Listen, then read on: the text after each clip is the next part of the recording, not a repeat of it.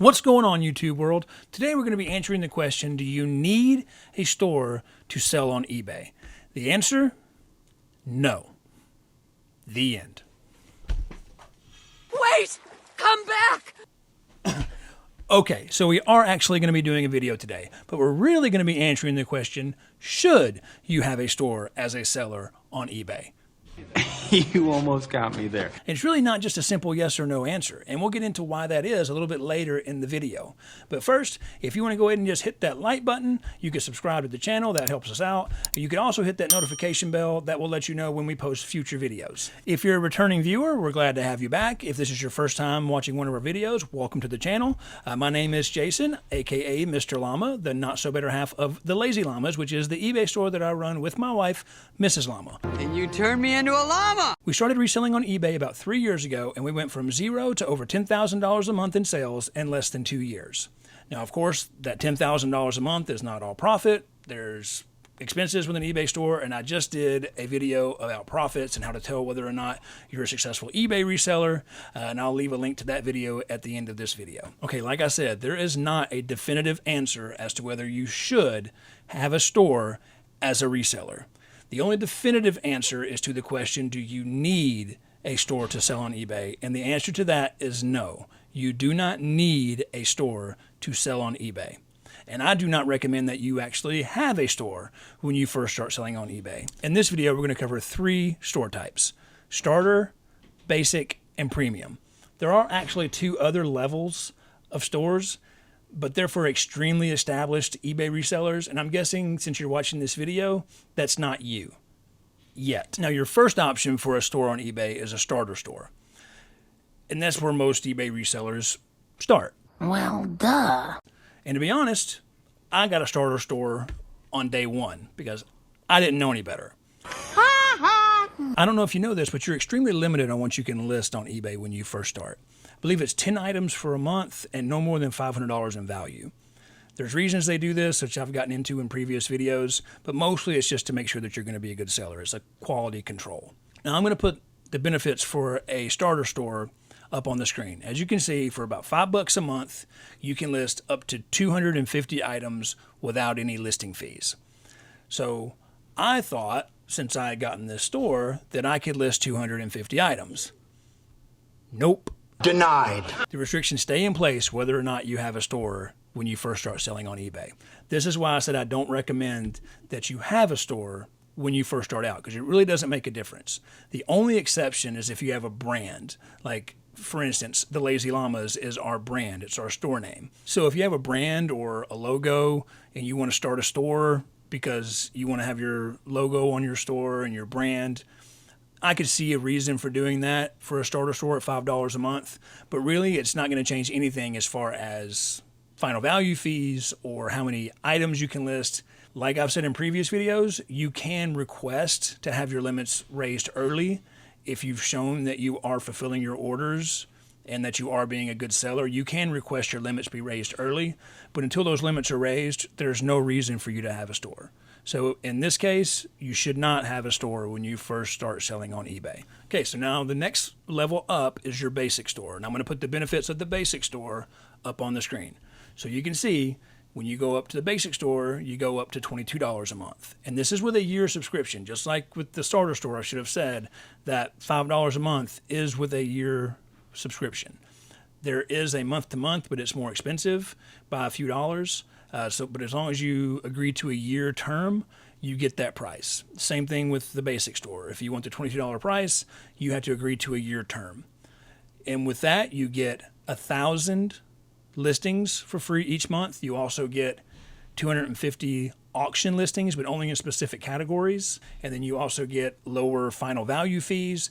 You get access to Terapeak, which is something that lets you see trends. And I got into Terapeak a little earlier. It's a research tool for reselling to let you see what products are selling for, what are hot items. So it is something very valuable. And I've actually did a video about Terapeak, which I'll probably also link at the end of this video if you want to go check that out. And then you also get $25 in a voucher for eBay shipping supplies every quarter. So 4 times a year, you get a voucher for $25 to go and purchase tape or boxes or something. You get $25 worth of, and it's eBay brand supplies for shipping tape boxes and things like that. And this is the type of store that I have. I've had a basic account for the last couple of years. I had a starter store for about 6 or 7 months, and then I upped to a basic store because I was listing more than 250 items in a month. I don't list more than 1,000 items in a month, so really I don't see the need to go up to the next level. So I can list up to 1,000 items in a month with no listing fees. And I never go above that. I never have. I've never listed more than 25 to 30 items a day. I mostly deal in video games and video game consoles, which have a higher average sale price. So I don't need to list as many items to get to $10,000. Because you hear $10,000 in sales a month, you would probably automatically assume that I would have a premium store. Well, you know what they say when you assume. But really, it doesn't matter the amount of sales that you do. It's really the number of items that you're listing. Do you see how the question, should you have an eBay store, is not easily answered? Because there are lots of circumstances whether or not you should have one. Depends on how many items you're wanting to list. But then that also comes into account which store you should have. If you're not listing more than 250 items a month, there's no reason to have anything more than a starter store. If you're not listing more than 1,000 items a month, there's no reason to have a premium store. So it just depends on how many items you're listing. Your total sales really don't matter. And we'll get into that here in just a little while too. So I guess the only definitive answer I can give to should you have an eBay store would be this answer. If you're going to be a serious reseller, then yes, you should have an eBay store, but only when the time is right and only the store that's right for you. Does that answer your question? So that's a definitive answer with like 4 or 5 qualifiers in it.